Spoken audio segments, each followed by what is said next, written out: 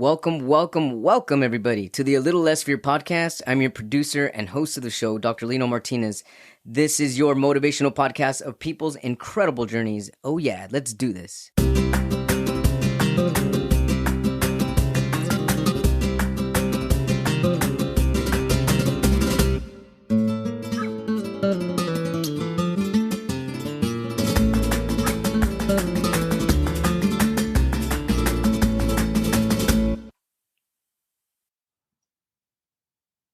Welcome back, everybody, to the A Little Less Fear podcast. Today, I would love to welcome Abila. She helps women stop binge eating and overeating by rewiring their brains so they can feel normal and in control around any food. Through coaching and psychology, she learned that there was nothing wrong with her, and she just needed some simple brain tools to start making dramatic shifts in her eating habits and life. She now walks others step by step through her process and her signature Confident Eater program, as well as in her podcast in the top 3% worldwide called Become a Confident Eater. I also want to become a confident eater. Welcome to A Little Less Fear podcast. So nice to meet you. Thank you so much for having me on today. Oh, so wow, what a journey you've gone through. I love that we always get to talk before we record, because then I get a little insight about where you're coming from and you get a little information about me and my life. But this is a really fascinating topic because it affects everybody of all age groups. Mm-hmm. And so I'm curious, what brought you to your current journey? Yeah. So over 3% of the US population is struggling with binge eating. So it is definitely a common but unserved population. And I think there's probably so many more people that are struggling in silence with it. I was one of those people who was struggling in silence for a long time with food. My journey started, as most people's do, when I was pretty young and I was becoming a woman and I was gaining weight, and I thought, oh no, society tells me this is bad, this is wrong, so I should lose weight. And I Googled how to lose weight, and the first thing that came up was calorie counting, which felt innocent at first. I can eat whatever I want as long as it's within this calorie limit. But I slowly started to become more and more obsessed with calorie counting and more obsessed with losing weight, becoming smaller, until it got to the point where my goal was like 1,100 calories a day, which is about as much as a 2-year-old toddler needs. So it's definitely not enough for a growing woman. And that is when my binge eating began. So I started binge eating, and I remember my very first binge was on 7 cookies. It was around Christmas time, and I thought, okay, I'm just gonna have one. I've been so good for so long. I've been doing so well with my weight loss journey. And I had one, and then it spiraled into another. And that was also the first time that I ever purged. And so I did struggle with bulimia for a time period as well. After a few months of that going on, I thought I was just going crazy around food and I just needed more willpower. I thought I need to lower my calorie count even more, which I later learned was backfiring. But I decided that I would go to therapy. And that's usually where most people go when they're struggling with food, if they are wanting to take this mental health approach. I had started learning about how dieting was historically really ineffective, and that 95% of people on average who diet gain back the weight or more that they lose. So I was like, okay, we're not going to diet anymore. We're not going to be trying to restrict my calories. But as I started going to therapy, it did help me with the bulimia quite a bit, but I found it never really helped me with the binge eating. And then I felt really stuck and really broken, because if what everyone tells you of just go to therapy, and I tried multiple therapists, multiple eating disorder therapists, and they just kept going to my past. And that's not to say that trauma is not a factor sometimes in binge eating, but for so many people that I work with and in my journey, it actually stemmed from dieting. And I later learned that it was because I had formed a really strong habit around food. So what really changed everything for me was learning about the psychology behind our habits and how our habits form. And when I started viewing my binge eating as just a habit, because so much of the world views eating disorders as there's something wrong with you, and there's something you're gonna have to manage and figure out for the rest of your life. But the second I decided my binge eating is just a habit and habits could be solved, that's when everything changed for me. Wow, that's really beautiful. That's really incredible how you came to that realization. Can I ask you some questions before we continue, how you figured out that it was a habit, and I can see that that would actually be more effective than having to go back to your past. Well, it's trauma, it's trauma. Well, hang on a minute, something's not changing. It's maybe it's something that's up here rather than down deep in here. Mhm. And so then by focusing on the habit, which habit is easier to break. I mean, we're going to talk about what a habit is too. I'd like to ask you, like, what is a habit? But um, for people that are listening to this for the first time and they're not really aware what binge eating is, I know you briefly described how one cookie led to another, but can we describe what binging is? Totally. So, how the DSM-5 describes binge eating, which is how we diagnose mental health disorders. And by the way, binge eating disorder didn't actually become a thing until 2013, which was only about a little over 10 years ago. So, it makes sense that it's under-researched and underserved population because it's so new, even though people have been struggling with it a lot longer. But besides that, so binge eating is categorized as eating a larger amount of food than most people would consider normal, which is in and of itself very subjective. Like, is 5 cookies normal? Is 10 cookies not normal? It kind of gets iffy, but a larger amount of food than most people would consider normal within a short time frame. They usually say 2 hours, in a way that feels like there's a loss of control. There might be a lot of guilt, shame, anxiety associated with it. So those three things are what tend to diagnose binge eating disorder. But to me, it doesn't really matter if someone's binge eating or not by that definition. What matters to me more is that you're eating food in a way that doesn't feel good to you. And that's something that can change to the point where you Okay. can be eating in a way that feels good to you. Yeah. So I try not to get too much caught up in the definition and more, Yes. do you love your eating habits or do you hate them? And if you hate them, then let's work on that. I love how you make it more personable, you make it more humanistic. Like, does it feel good or does it not? Yeah. Because if you're kind of categorizing something more clinically, people start to feel there's something wrong with them at that moment. And if you can Right. Or actually, it's not bad enough because it doesn't meet right, the definition. that's true. So, and if it's not bad enough, then they can, and that can be dangerous too, because then they can continue within that quiet struggle behind doors. Yeah, absolutely. And I have a vivid memory of when I went to therapy for bulimia and I was like, "Oh, I'm throwing up like once a week." And she's like, "Oh, you have like a very I don't know what the word, but like a low version of bulimia."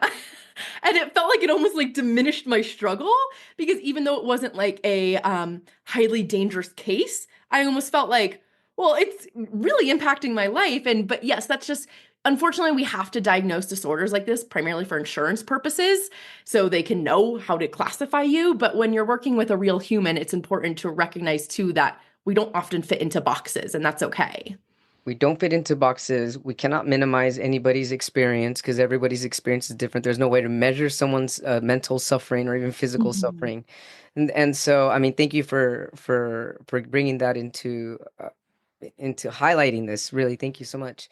And so when you began, I'm going back to your journey. So now we know what, so that people listening for the first time, what how binging is classified. When you started that binging spiral for yourself, and you started going into one cookie, two cookie, three, then it was 7 cookies. When you're in that moment, do you have distress or anxiety, or is it almost as if there's a blank feel? Or like a tarp over everything, and maybe like a in a trance state, and do you just eat nonstop and then the guilt comes after? Well, what does Yes. that feel like? Absolutely, with the trance state, I would describe it as I was out of my body and I didn't wake up until I was like surrounded by the wrappers, feeling really shitty in my body and just being like, oh my gosh, what happened? And a lot of times that happens because of a few different reasons. One, our nervous system might be really activated in that moment. Mhm. We're starting to go into either like we've been stressed out all day and then we're going into the binge, or we are just really scared of food. And so that can activate our nervous system where we have a lot of anxiety around it because of our past history with it. So that alone, just like because our nervous system is so activated, it can make us feel like we're kind of out of body. Kind of like when you have maybe a really heated argument with someone. And at the end, maybe with your wife or your spouse or something. And it's like at the end, you're like, whoa, I didn't mean to say all those things. It's like you were just kind of in a trance of an unregulated nervous system. So that's part of it. But then the second part of it can be what I mentioned of like around the habit, where it just becomes so automatic and habitual that you might not even have the awareness around what's going on to be able to stop it quite then because Mhm. it's just happening so quickly and so frequently. And so as it starts, thank you for that description. So as it continues as a let's go back to the trance state. You're in this trance state and you're just eating. Time has passed. And then that pattern, even though you feel bad, the pattern it starts to become a pattern, and therefore it starts to become a habit Mhm. of being unaware of this guilt cycle that's starting to form. Mhm. Right. Yeah. So for a lot of people, binge eating usually starts from dieting, where your brain and body, they check in and they're like, you're not getting in enough calories. You're not getting in what you need. And that sends off these biological urges to eat more food because our brain is trying to protect us. It does not want us to starve. It does not want us to die. That is its biggest fear, its biggest protection in place is to make sure we have enough food. So once that goes off, a lot of binge eating coaches, you might hear them say, like, you need to stop dieting, you just need to eat more. And that's where I fell into, but I was like, I am eating more now. Once I let go of dieting, I was like, okay, I'm doing all the things. And that's where the habit came in, where because I had done it so many times before for so many years, even though I had stopped dieting and my body was biologically getting enough food, you could look at it and say, yes, you're burning this many calories and you were definitely eating this many calories. I still felt this desire to do it because my brain thought, well, you've been binge eating all these years. Clearly, this must be something you need to do. We got to remember that our brains are designed from thousands and thousands of years ago, right? And Right. they haven't quite caught up to all of these modern amenities that we have, like grocery Right. stores and cabinets filled with food. And our brains are really sensitive to restriction around food because, again, it doesn't want us to die. And so if we don't know how to work with our brain when we're changing binge eating, or overeating in general, it can often trigger this kind of scarcity around food of, well, I don't want it to go away, even though if we are biologically getting enough, sometimes our lower brain, this survival part of us doesn't really know that in that moment. And that's where I fell into this category is like, I didn't know it at the time, but my brain was really scared to let go of these eating habits because I was scared. What if I diet again? What if I don't get enough food one day? And so that's where the binge eating continued. That's really interesting, and it's great that you were able to bring into a linear match of like our more like our prehistoric type brain, our reptilian Mhm. brain, our survival brain.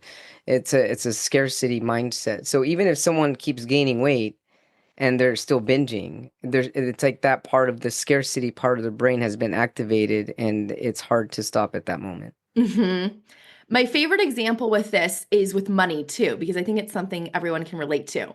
Where there are some people in the world, I think I could name a certain billionaire right now, who thinks they don't have enough money and they need more.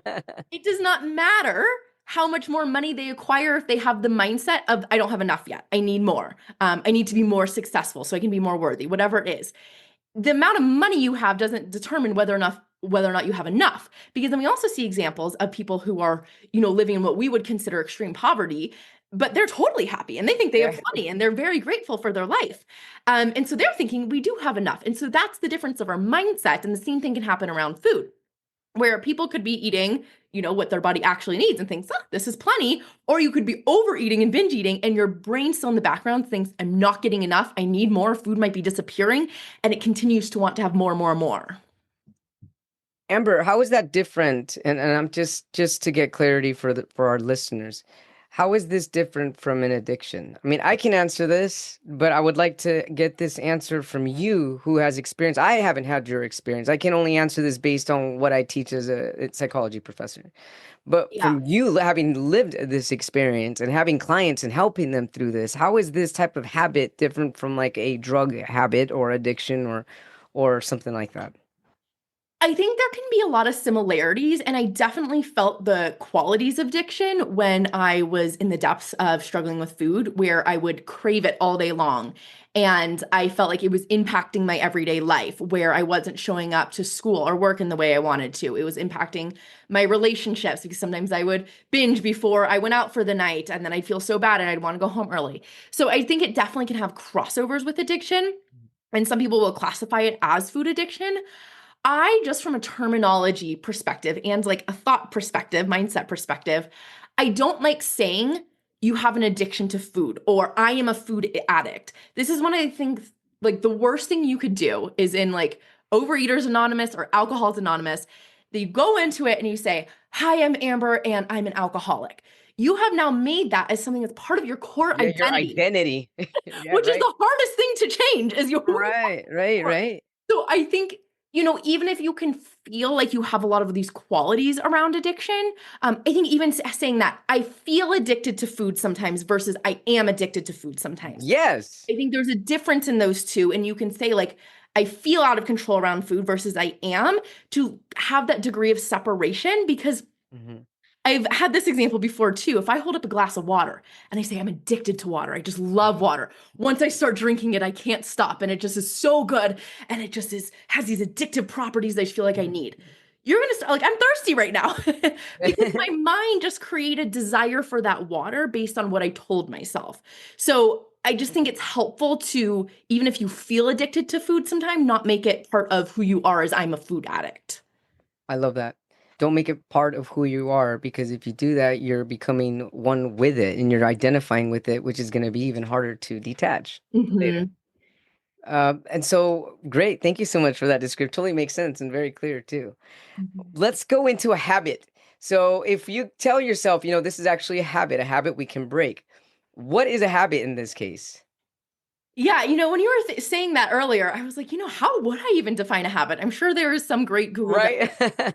but I really think that almost everything we do is a habit. Yeah. Because even talking to you today, right now, I'm having habitual thought patterns based off of how I've described binge eating before. And so, like, my speaking to you is a habit. Probably my tone of voice is a habit. My body language, I'm sure, is a habit. Like, I think anything can become a habit over time, with consistency.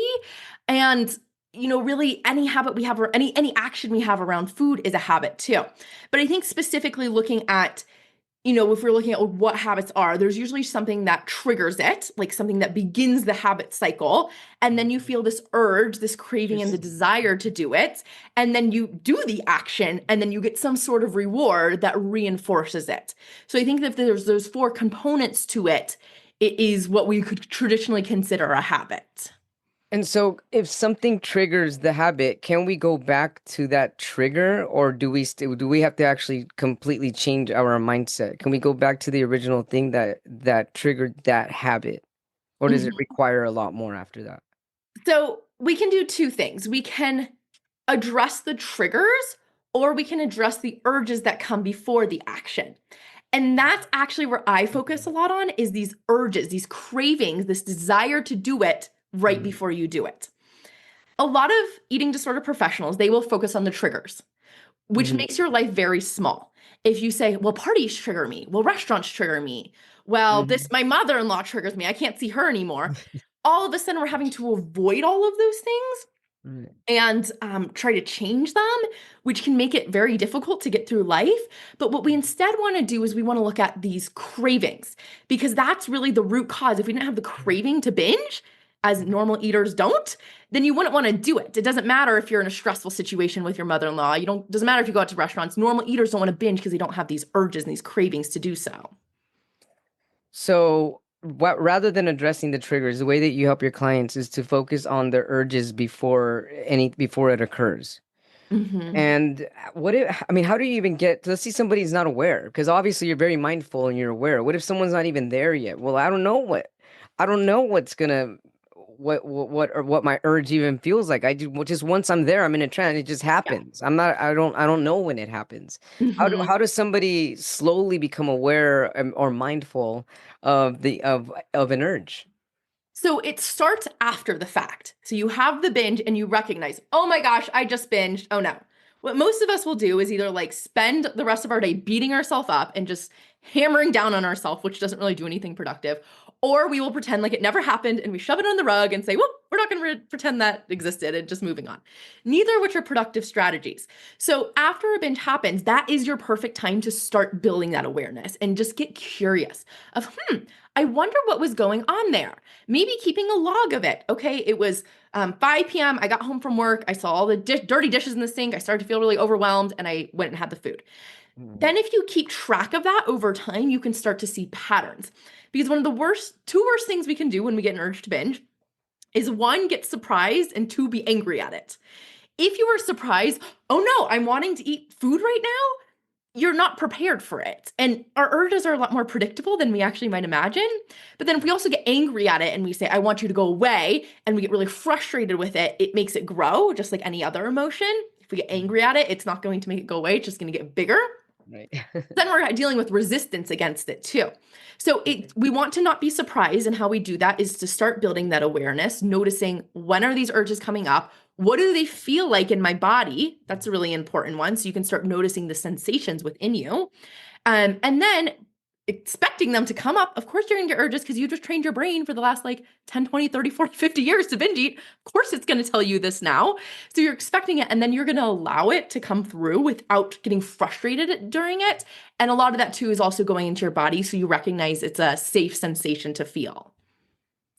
As you're saying that, I'm picturing myself, and that was really descriptive. Thank you. As you're saying that, I'm picturing myself as a hypothetical binger and what I might perhaps hypothetically experience in a moment. So when you were saying, like, keep a log, or let's say that it happens when the dishes are piled up, or my roommate hasn't washed dishes, and I seen them, and I see a bag of chips, right next to me, or two bags of chips, And let's say that I'm starting to become aware of these urges, and I know that it starts to become a spiral once I get a little stressed out. What can I expect, or somebody in this situation expect that has been binging for a while? Like, what kind of feelings are gonna pop up when you're saying like you're feeling? I mean, are we talking like anxiety, your heart rate going up, or you people cry? I mean, what can you expect when you actually go past the urge? Yeah. So to me and a lot of people, urges feel very similar to anxiety. And how I define an urge is this feeling of over desire. It's too much desire for something. So we have normal levels of desire, like we want to eat food when we're hungry. That usually Hmm. feels like pretty calm. It feels pretty focused. That's normal desire for food. We're supposed to desire food. But an urge feels like this over desire, like this overwhelming desire to eat when you know you're not hungry. Now, I mentioned it feels a lot like anxiety. So we want to go to how it feels in our body, location wise. And if you've never done something like this before, going into your body, it can feel like I have no idea what my body is saying. Yeah, right. Yeah. So I'll give what it tends to feel like to me, but I want everyone to pay attention to the next time they have this desire for food, what it feels like to them. To me, it tends to feel like my heart is racing really fast. The energy kind of feels like it's uprising. Like I do, if I don't know if you have the video, but like this motion with my hands a lot, where I'm like almost like gathering up in the energy. You could see my shoulders just raised, so it feels very fast. It feels very energetic. To me, it feels like red in color.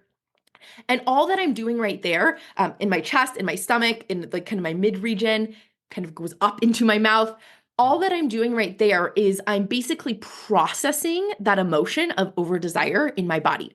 That is the easiest way we can process emotions, is by getting into our body and out of our head, because our head is going to be filled with all of these illogical thoughts about food in that moment. I want it. I'm not going to survive without it. I just need it. It's so good. I don't know when I'm going to get it again. And all of that franticness is really hard to work with, especially when we're activated in that moment. Yeah, right. So when we drop into our body, it's going to become a lot more clear. And then we can tell ourselves, you know what? I'm feeling some sensations in my chest. They feel a little fast, and I can handle some fast sensations in my chest. This isn't going to hurt me. I'm not going to die. That's something I used to tell myself all the time when I had an urge to binge. I'm not going to die. I'm going to be okay.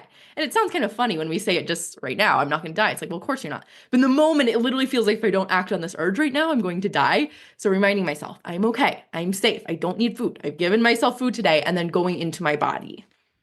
And in turn, when you go past what your body's releasing, you're now rewiring your brain at that moment. Yes. So this is the really important part that would like solidify everything we kind of talked about so far, which is when you don't act on your urge to binge, you need to know this, Yeah. your brain will rewire itself so it lessens that brain pathway. And this is how we ultimately stop binge eating permanently. Because every time we do something or don't do something, it's like Yeah. taking a check mark in our brain. Keep Uh-huh. doing this or don't keep doing this. And so in the beginning, when you start sitting with urges, it feels really hard because that Yeah. brain pathway is like a concrete road that is Oh, paved out yeah. really well. But then the less you act on it, the more it will start to grow some little weeds on the sides. And then maybe a big bush will overgrow in it. And then it becomes a forest in your brain that is so hard to walk down, you don't even think about going down it anymore. But we have to practice sitting with these urges so we don't give it the reward of food. But then the second really important part is we give it another reward. And that reward is celebration. So celebration being not that you go eat the cookie that you just said you weren't going to eat, but we can have this internal celebration of saying, go me, woohoo, like do a little dance, ring Yeah. a little bell for yourself. I encourage my clients to make an urge jar. I have Oh, one I love that. taking a little old pasta jar and putting some rocks in it so you can start to see Oh, your wow. stress build, because now you're telling your brain, hey, look, not only did I not act on that old urge, but also look how much fun it was to sit with an urge. It Mhm. wasn't a miserable experience. I got really proud. I got really excited. It was a big celebration for myself. And that makes your brain want to do it again next time. You know what I love about that too is that when you start to recognize that you have the power within you to overcome an urge, it helps you in so many different areas in your life after that. Hmm. Absolutely. Oh my gosh. Yes. The first time someone does this, they feel like the all powerful God that can do anything because they think for so long that they're powerless against these urges. Right. When really, another big thing that I learned in my journey, and this is a big thing that we learn through meditation too, is that just because we have a thought doesn't mean it's true. Right. Just because my brain tells me I need food right now, that does not mean I biologically need food. And so when I can start to see that separation between what my brain is telling me and what I know to be true, and how this brain is just going on a loop, and I know I don't want these thoughts, I know that they're not valid, then I can start to see this space and say, hey, I wonder what in other areas of life my brain is lying to me on. And I can get that space and separation from it there too. Yeah, because then you're able to see other similarities in your life where you may have had that same belief system, and then you're able to rewire your brain with that situation as well. Mhm. Mhm. Something I'll mention too around urges that I'm going to give you for the show notes is I have a free guided urge audio. So if you just heard me saying all that, but you're like, but what do I actually do when I get in the moment of the urge? It still feels really difficult. That's exactly why I created this audio. It's a 7-minute audio that you can pop in your ears. And I walk you through some of these strategies and some of these reminders that, like, oh my gosh, I just wish I had this in my journey to have someone gently, like, lovingly yell at me to be like, you don't want to do this. These thoughts aren't real. And so that's what I do for you in this audio. So I'll give you that as a free resource for people. That's excellent. Thank you so much. I appreciate that. What an excellent resource that is. Thank you for putting your energy and your time into that. Hmm. I also want to talk about how one becomes a confident eater, and I want to conclude by talking about intuitive eating. But Hmm. before we get into this, I before we conclude there, I have a question about going back to binging and when somebody doesn't feel full. Like Mm. what shuts off in the brain where people don't get full? Hmm. Yeah. So, I mean, there can be a bunch of factors in this. One is the type of food we're eating, of course. If we are eating highly processed, non nutritious food all day long, it's going to be a little bit harder to feel full and get to that place. That's true. So that is like the first part is I recommend eating majority nutritious foods. I do teach my Yes. clients how to eat things in moderation because I think that's important to learn how to be able to go to a wedding and have the birthday cake, or be at a or birthday party, have the birthday cake, going to wedding, have the cookies, whatever there is. Um, but I think the food quality that does have a factor in our Yeah. hunger and fullness. Another thing I see is that when people have been binge eating and restricting, especially for a while, so you binge and the next day you say, okay, now I got to cut back. Let's not eat anything. And then you have the binge again and you have all the food. When you get into this cycle, there's a lot that can happen with our hunger hormones that can get skewed. And so our hunger hormones might not be so reliable at that point just because they've gone through so much chaos basically in your body. So for that, I really recommend for people to start to get on a regular meal schedule. Pretty simple. Eat breakfast, lunch, and dinner. If you're not already doing that, eat breakfast, lunch, and dinner. And make sure you're having protein, fat, carb, and fiber at each of those meals. So it's actually filling, it's actually nutritious. And then once your body starts to realize that food is going to be available, it will start to regulate out these hunger and fullness signals a bit Mhm. more. And then we actually are going to start to give our body nutrition, and it's not going to be asking for these high calorie, sugar dense, carb dense foods, because if we're not eating very much during the day and then we get to the end of the day and we want to binge, our brain's going to want to binge on those higher calorie foods, and then it's harder to feel full for them because they're not giving us that true nutrition, but it's trying to get those foods to help us with our survival more. Absolutely makes sense because when you're getting something nutritious, your 3 meals a day, you want to include your protein, carbs, and your fat. Mhm. And because if you're feeding your cells what your body needs, I mean, I mean, we were talking about earlier, like being prehistoric times, like the things we were hunting for. These are the things that our body innately needs Mhm. to thrive. So if you Mhm. give yourself food that's going to help you thrive rather than fillers, then you're not going to be as hungry because you're actually giving your body what it needs, entire body Yes. what it needs.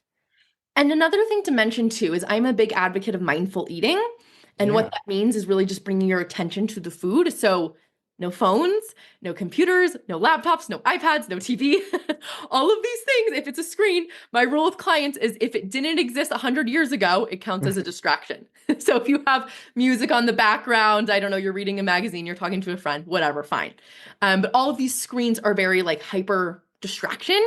Hmm. And when we don't notice the food disappearing, it can impact our ability to recognize how full we are. We're very visual creatures. We use vision as our primary sense for most of us.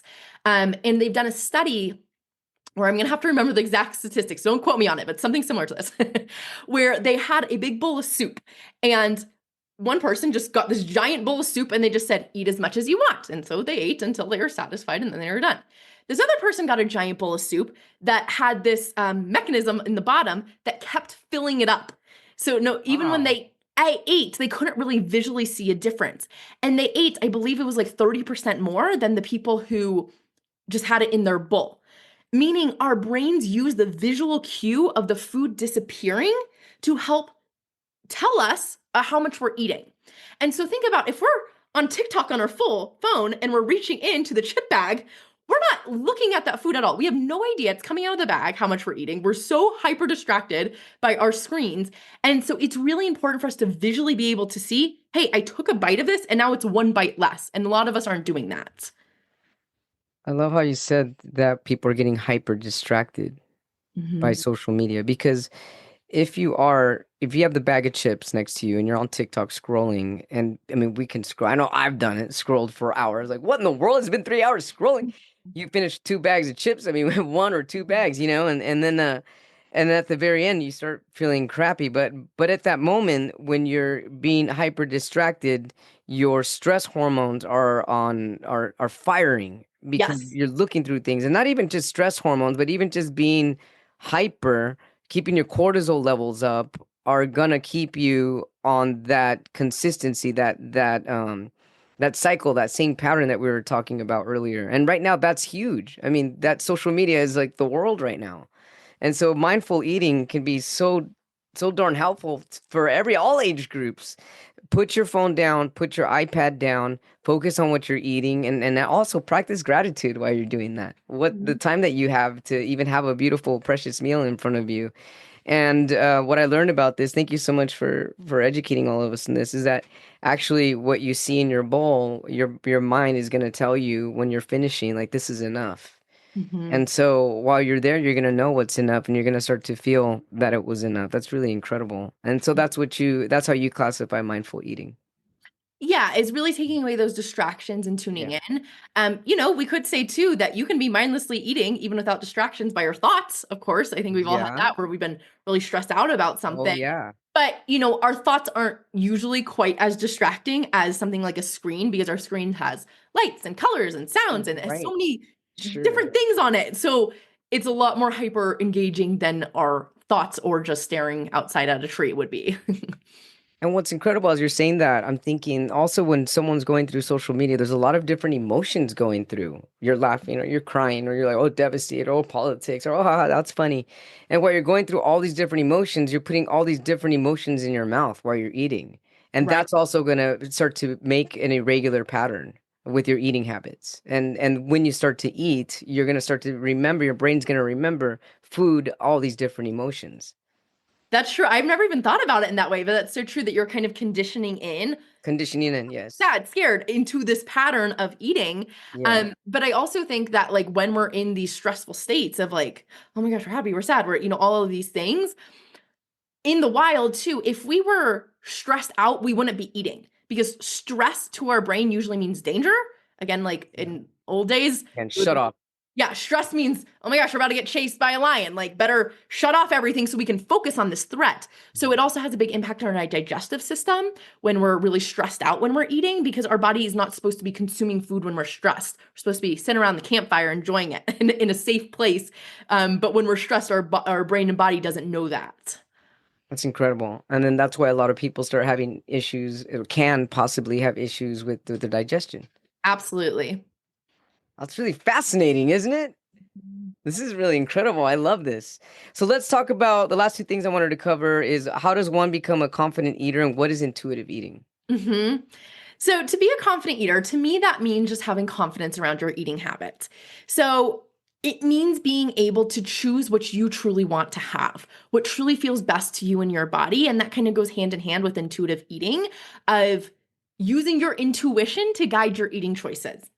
Now, intuitive eating has been a term that's been thrown around in the last, I'd say, 10 years, where it's Mm, definitely gained in popularity, and for good reason. Our bodies mhm. do have so much intuition that we've relied on for millions of years. You and I would not be here today had our ancestors not been really good and knowing what nutrition do I need, how much food do I need, when to stop. Otherwise they wouldn't have been able to reproduce and have us. So clearly we have something in our genes that's going right and that has some knowledge in there. But truly being able to listen and tune into your unique needs. So, whether that's giving yourself food when you're hungry, whether your brain says, hey, you shouldn't be hungry yet, or you shouldn't need this much food. Like, sometimes we just need food right then. Or sometimes it's, hey, I'm not hungry right now. And I got to listen to that too and not have a snack, even though I really want one. And then, same thing with fullness, tuning into our fullness, giving our body the exact level of food it needs, not more, not less. And then also tuning into what feels good to you. So, nutrition is such a varied, complex, controversial topic in a lot of different ways. And that's actually kind of good news, because that shows you that there's clearly not one way to eat. If there was one way to eat, everyone in the human being species would be eating that way right now. And there's not. There's plenty of people that eat many of different ways, and they can all be very healthy doing those things. And so, because of that, you need to tune in and get better at seeing, well, how does that feel to me? If I try a carnivore diet, what's that going to be like? Do I feel good or do I feel like shit? If I cut out dairy, do I feel better or do I actually not notice a difference? And I actually might be doing good with dairy. It's tuning into, okay, what do I know about my body? And that can take time to build too, especially if you're coming from a dieting background. You've been taught to listen to everything external and that your body knows nothing and is wrong. So we kind of need to flip it and say everything external is probably wrong and everything internal is my knowledge compass that I want to follow instead. I love how you said that because a lot of people are trusting the outside rather than trusting their inside. It also, we lose confidence of ourselves and what we know of our body, and we start to distrust our body, and then that in itself starts to create unhealthy patterns and bad habits. So going back to saying no to what they're all telling you and really going in and saying, what is my body telling me? What do I like? What is my body like? And so actually experimenting with different foods and tuning in to how you feel after you've eaten something physically, Mhm. mentally, and how did you sleep after you ate and how was your Mhm. digestion? How's your mental health after you've kept this pattern? Really kind of taking notes in all the areas of your life and how it's affecting you all around. Yeah. I like to think about it as like turning up the volume knob on those signals. And the more you pay attention to them, the louder they'll get. One of my favorite examples is, we probably all know that like gummy bears or something are not going to make us feel very good. But I've started to notice that if I eat something gummy candy, I get this weird sugar coating taste on my teeth that I absolutely hate. It tastes like gritty and I get really thirsty. That's another thing with ice cream for me. Oh my gosh. Anytime I have ice cream, I don't know what it is. I need to drink like buckets of water after. I get so thirsty and I don't sleep well because of that. And so I never noticed any of these things. I just generically said, oh, ice cream probably makes you feel bad. But when you can actually start to notice like these little teeny cues that your body gives you of like, hey, that actually didn't feel really good to me. I've also noticed it more when I'm having saltier dinners before bed. If I go out to eat at a restaurant, Yeah, get thirsty during the night. I have to pee more in the night. So now I know like to kind of watch definitely. how much salt I'm shaking on my food, or, at restaurants a little more hard to control. But it's really fascinating, all of these like little teeny signals that you might be missing right now, that if you just ask yourself to get curious of like, what might I come across today about my body's wisdom, you'll find a lot more than you expect.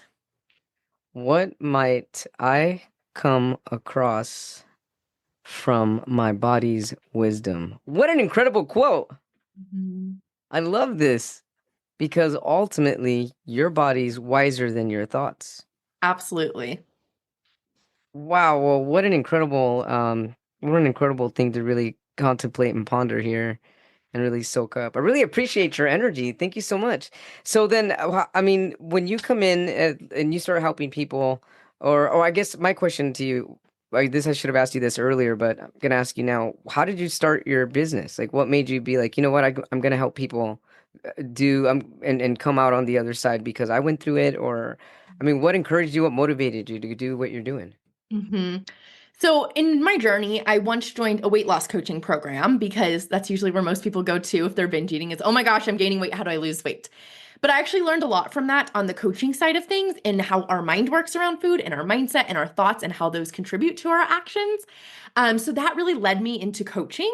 And I loved the weight loss coach I worked with, but it wasn't quite the full picture of what I needed at that time. I actually needed to move away from the weight loss world a little bit to remove all that diet drama really that I'd had and all that body pressure that I was creating. And then I started to do more research on intuitive eating and I got a coaching certification.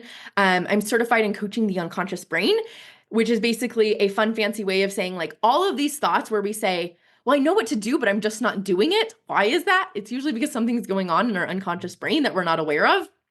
So I bring in hypnosis to my coaching practice as well, to go into that deeper layer.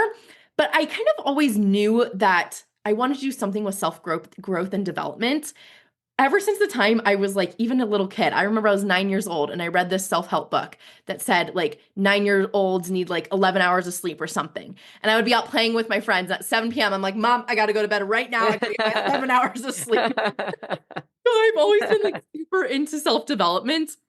And so it kind of adds up that I ended up being a coach. But I really just knew that I wanted to help people. And when I started to learn more about my eating habits and started to feel finally free, I also lost about 30 pounds in my journey with binge Congratulations. eating. Thank you. But that really isn't the focus of my journey because I gained back so much more in my life. I gained back so much brain space, freedom, just the ability to be present in my life and not think about food all day. And so that's really what I wanted to focus on helping people with. And I knew that like when I got out of it, I feel like I just found like the magic cure. And I think there's also so much misinformation about binge eating out there because it is a newer diagnosed disorder. So I just knew it felt like my mission to go and share what I had learned about binge eating with other people. Well, you're definitely living your mission, and I can feel your energy radiating and your light is glowing. So thank you so much for sharing your incredible wisdom, what your body has taught you and is teaching everybody else in this world, and just really coming into your light. Thank you so much. How Thank can you. our viewers, our watchers, and our listeners find you and get a hold of you if they need a coach? Yes. So the best place to find me is on my website, theconfidenteater.org. You can also find me on my Instagram at The Confident Eater. Like I mentioned, my podcast is called Become a Confident Eater. Basically, look up Confident Eater anywhere and you'll find me. I do have a free Facebook support group too, called Become a Confident Eater that I think I sent to you. So if you want like a private community where you just want to connect with someone and get a little coaching, some answers, I'm there for you there. But if you want to work with me on a deeper level, I have a full 6-month transformative program where I work with you either one-on-one or in my group program. And we'll go through my 6 pillars to stop binge eating and eat confidently. And throughout that time, you'll really get to experience firsthand what coaching with me is like. And that's really the most important part because that's where we get the mindset work. Information can only do so much up to a point. And then we need to really go in and troubleshoot what's going on in the back end, under the hood, in our unconscious brain to make those permanent changes. Absolutely love it. I'm going to conclude this with a little poem that I wrote dedicated to this episode. As I release who I once was, or who I thought I was, a new set of wings have sprout. For my new color are what it's about. A metamorphosis within me bloomed like a cherry blossom reaching its color peak to welcome spring. In my new embrace, I follow this new space and look past a life I no longer trace. For my new love found is what I teach, and it's also within you, and in that I chase. That's beautiful. Thank you. Well, thank you for motivating me to write this. Thank you for your incredible energy. I look forward to keeping in touch with you, and thank you for being on A Little Less Fear podcast, Amber. Thank you so much for having me. It was my pleasure. Thank you. Thank you so much, everybody, for tuning in to A Little Less Fear podcast. If you haven't yet, hit that subscribe button. Tell your friends and your family about A Little Less Fear podcast. And if you are interested in being on my show, feel free to leave me an email at a little less fear at gmail.com. Or if you have any questions or comments and you also want to leave me an additional message, you can also do so from my website, leaving an inquiry at www.alittlelessfear.com. You can get a copy of my book on Amazon, Amazon Kindle, and Amazon Kindle Unlimited, also titled A Little Less Fear. And thank you so much, everybody. I really appreciate all the support. Leave me a review if you get a chance. I love to receive feedback, questions, and comments. And any way that I can be of support to you, please let me know. Thank you so much. I love you. Wishing you love, light, happiness, and many blessings your way.